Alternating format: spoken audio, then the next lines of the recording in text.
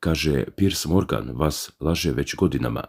Nije on prvi, neće biti ni posljednji, ali sad je jedan čovjek došao na njegovu televiziju i pred kamerama razbio cijelu priču koju vam zapadni mediji prodaju kao svetu istinu. Nije to uradio neki balkanski političar, nije ruski analitičar, niko koga bi da etiketiraju. Uradio je to prije neki dan čovjek koji je decenijama bio najglasniji megafon američke desnice, čovjek koji je intervjuisao Putina, koji je rušio rejtinge CNN-a, koji je vodio emisiju koja je držala milione prikovane za ekran. Njegovo ime je Tucker Carlson. I on je na nacionalnoj televiziji, gledajući Piers Morgana pravo u oči, izgovorio ono što se na zapadu ne sme reći. Da je NATO agresija na Saveznu Republiku Jugoslaviju jedna od najgorih stvari koje su Sjedinjene Američke Države uradile u posljednjih pola veka. Nije to izgovorio usput, nije to bila greška.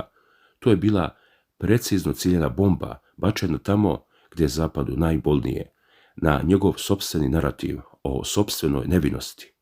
I zato ćemo danas da otvorimo jednu stvar koja je potpuno zaboravljena, koju niko ne pominje, i zato što je niko ne pominje, upravo zato moramo da pričamo o njoj. Intervju koji je obleteo svet. Tucker Carlson i Piers Morgan, dva medijska teškaša, dva čoveka koji su menjali kanale dve priče, ali ovoga puta nije bilo borbe, bilo je uništenje. Morgan je krenuo u svom fazonu, onom sigurnom, britanskom, gospodskom, onim stavom, pa svi znamo kako stvari stoje. Kaže on Carlsonu, NATO je odbrambeni savez. Kaže, NATO nikada nije delovao jednostrano agresivno. Kaže, NATO nikoga nije napao, a da prvo nije bio napadnut. E pa tu je Tucker Carlson samo stao. I postavio jedno pitanje. Ko je u Jugoslaviji napao NATO? Piers Morgan nije imao odgovor. Bukvalno nije. Stao je, zaglavio, pokušao nešto da promrmlja, ali Carlson ga je presekao i rekao mu, jednostavno priznaj poraz. Ako ste ikada gledali kako jedan novinar potpuno demonstrira drugog na televiziji uživo, to je bio taj trenutak. Ali Carlson tu nije stao. Išao je dalje. Pitao je Morgana, oni su odbrambeno stvorili Kosovo. Ko je tamo bio agresor? I opet tišina. I onda Carlson izgovara onu rečenicu koja je kasnije eksplodirala po mrežama. Navodi prema njegovim rečima i prema prenosu na portalu Kosovo Online, Tucker Carlson kaže da je NATO agresija na SRJ jedna od najgorih stvari koje su SAD uradile dugo vremena, potpuno zaboravljena, niko nije pričao o tome. I onda dodaje, Bill Clinton je rekao, ne sviđa mi se što radite, upotrebit ću NATO da vas ubijem. To je uradio i stvorio Kosovo kao vojnu bazu. Ovo nije bio intervju, ovo je bila optužnica. Istog dana, kada je Carlsonov intervju sa Pearsonom eksplodirao, druga medijska priča je krenula u totalno suprotnom smjeru. Borba, informativni portal, iznio analizu koja kaže Carlson opasno greši. Ne samo da greši, nego revidira istoriju na opasan način. Prema toj analizi, Carlsonova izjava da je NATO intervencija bila ofanzivne prirode neodgovorna. Neodgovorna, kažu, zato što dovodi u pitanje legitimitet Kosmeta i nezavisnost te zemlje. Dalje se navodi da je Carlsonov intervju išao pred publikom koja nema istorijsku dubinu da odgovori kako treba. Znači, publika nije kriva što veruje Carlsonu, kriva je što ne znaju istoriju. I tu dolazimo do prvog velikog raskola u narativima. Na jednoj strani ljudi, Tucker Carlson i njegova priča o neopravdanoj agresiji. Na drugoj strani medijski analitičari koji kažu, čekajte malo, nije baš tako. Postoji pravni okvir, postoje zločini, postoji genocid u Srebrenici, postoji Miloševićeva mašinerija. Ljudi, ovo nije priča o istoriji koja je gotova i završena.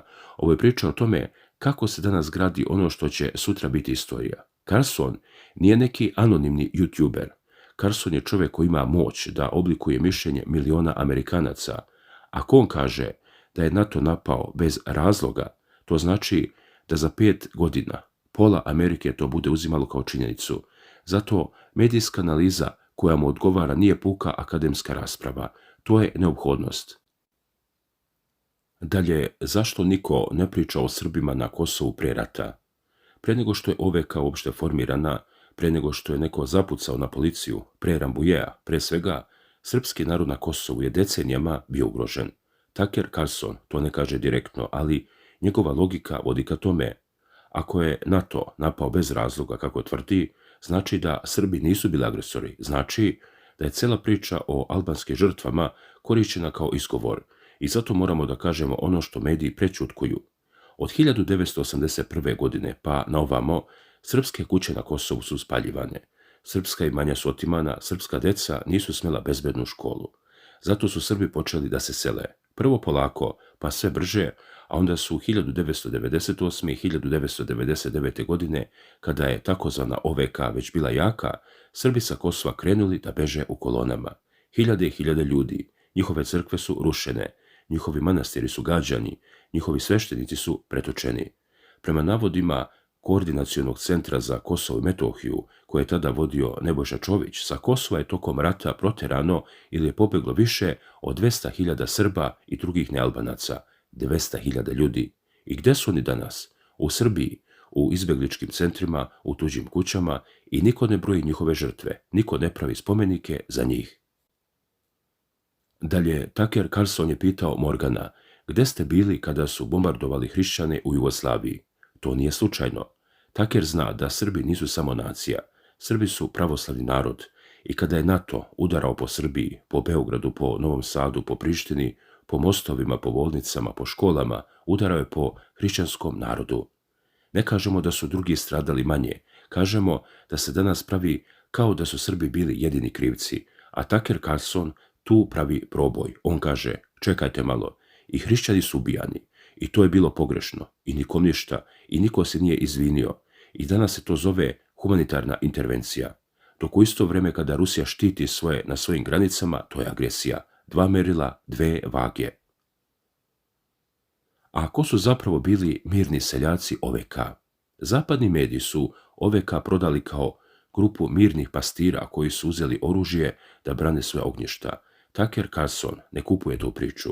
Iako je on to rekao na suptilan način, njegovo pitanje ko je napao NATO razbija tu iluziju, jer OVK nije napala samo srpsku policiju, OVK je napala i civile, OVK je otimala Srbe, ubijala ih, bacala njihova tela u bunare.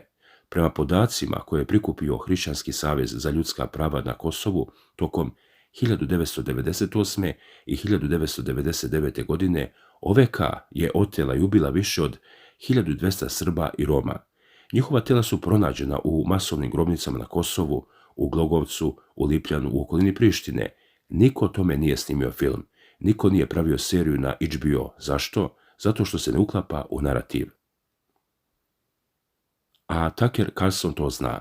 Zato on ne povlači crtu između dobrih i loših. On kaže, nisam rekao da su Srbi dobri momci. Rekao sam da je NATO izvršio agresiju i to je ključno, jer ako prihvatite da je NATO agresor, onda prihvatate da Srbi nisu bili ti koji su započeli rat. Onda prihvatate da je ceo Međunarodni sud za ratne zločine u Hagu politički sud. Onda prihvatate da je hapšeno i ubistvo Slobodana Miloševića u ćeliji zločin. Tucker to ne kaže naglas, ali njegova publika to razume. Zašto je Zapadu trebalo Kosovo?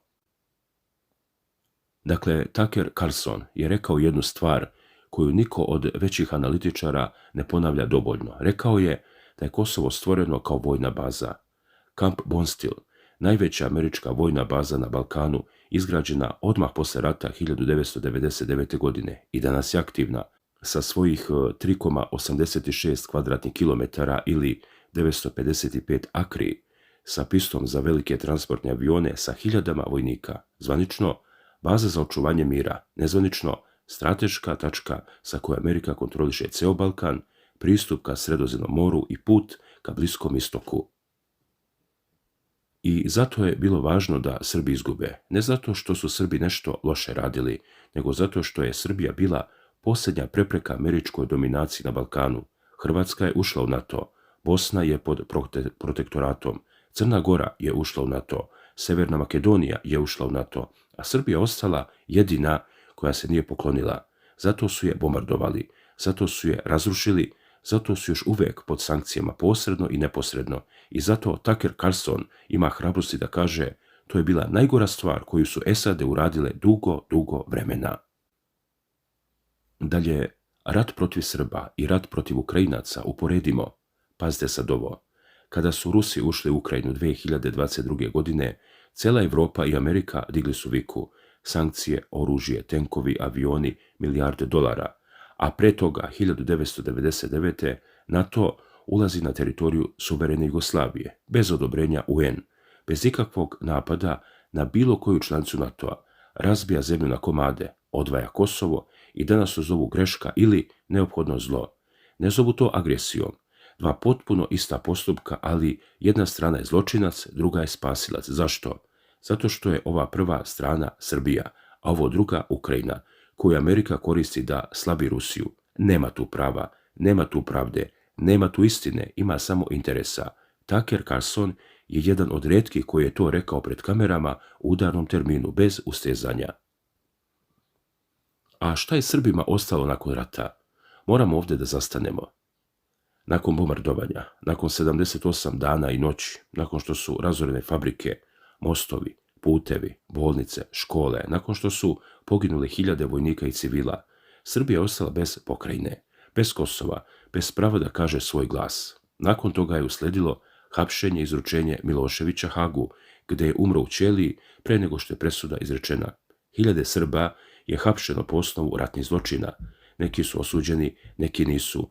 Neki su se ubili u pritvoru i sve to bez jednog svedoka koji bi svedočio o srpskim žrtvama na Kosovu. Jer znate li vi koliko je Srba ubijeno na Kosovu od strane OVK?